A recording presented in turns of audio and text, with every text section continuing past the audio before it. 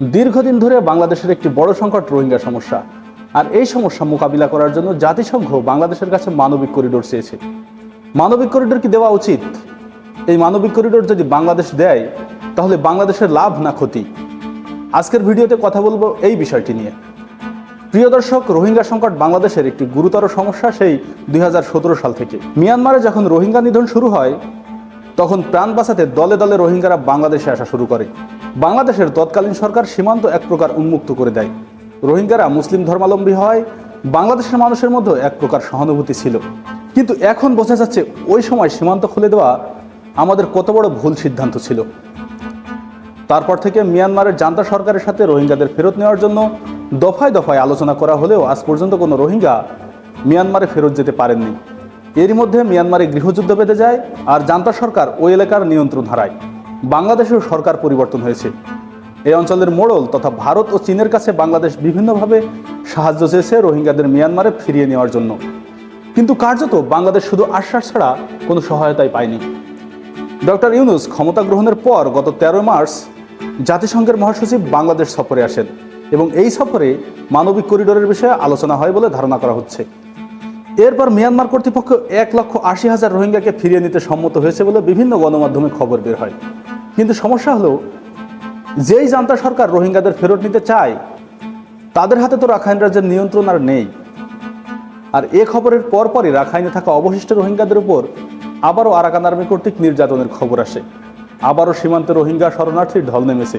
Officially Rohingya শরণার্থীর সংখ্যা 10 লক্ষের কাছাকাছি হলেও বাস্তবে এই সংখ্যা আরও বেশি বা দ্বিগুণ।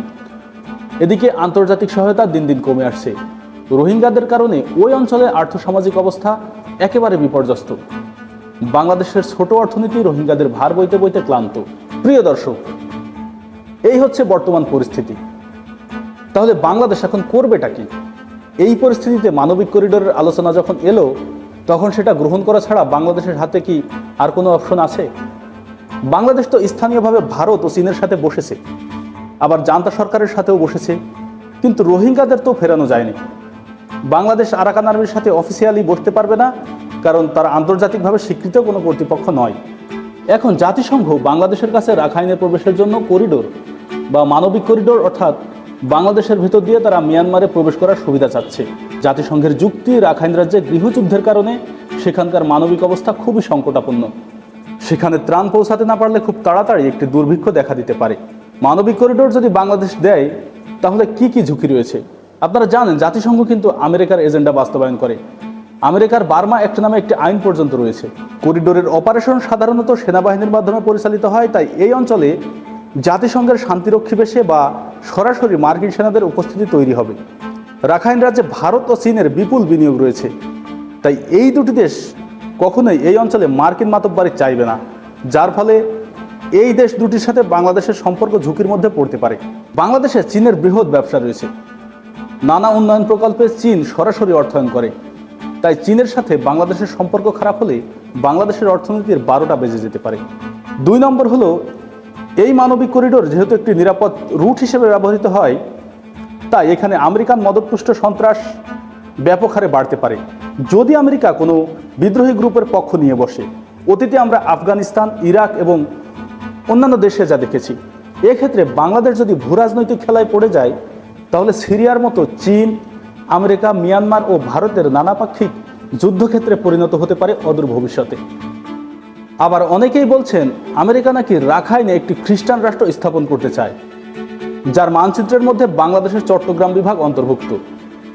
তবে উইকিপিডিয়ার তথ্য বলছে রাখাইনে মাত্র 36,000-এর মতো খ্রিস্টান ধর্মাবলম্বী লোক বসবাস করে।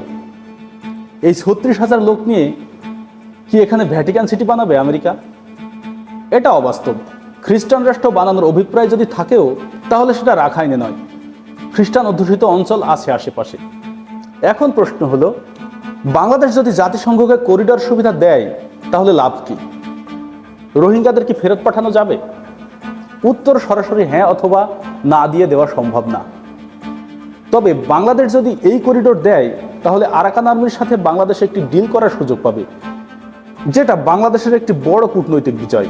এছাড়া বাংলাদেশ রোহিঙ্গা সমস্যা সমাধানে জাতিসংঘ ও আমেরিকার সাথে ঘনিষ্ঠভাবে কাজ করার সুযোগ পাবে, যেটা ভারত ও চীন দীর্ঘদিন ধরে ঝুলিয়ে রেখেছে। প্রিয় দর্শক, বাংলাদেশের সরকার পক্ষ হয়তো আমেরিকার কাছ থেকে ওই ধরনের কোনো আশ্বাস পেয়েছে, এর জন্য বাংলাদেশ প্রাথমিকভাবে করিডোর দিতে রাজি হয়েছে। বিভিন্ন রাজনৈতিক দল আবার এই সিদ্ধান্তের বিরোধিতা করছে। তবে সরকারের উচিত স্থানীয় স্টেক হোল্ডার, ভারত, বিশেষ করে চীনের সাথে স্বচ্ছতার ভিত্তিতে এই বিষয়টি ডিল করা। চীনকে যদি আশ্বস্ত করা যায় জাতিসংঘকে মানবিক করিডোর দিলে তাদের স্বার্থের কোনো ক্ষতি হবে না, তাহলে আমার মনে হয় বাংলাদেশ এই চ্যাপ্টারটা খুব স্মুথলি পার করে যাবে। এখন বাংলাদেশের পক্ষে বলিষ্ঠ নেতৃত্ব, দক্ষতা ও গভীর হিসাব নিকাশি পারে এই করিডোর থেকে ফায়দা তুলতে। আজকের ভিডিও এ পর্যন্তই। লাইক, কমেন্ট ও শেয়ার দিয়ে পাশে থাকবেন। ধন্যবাদ।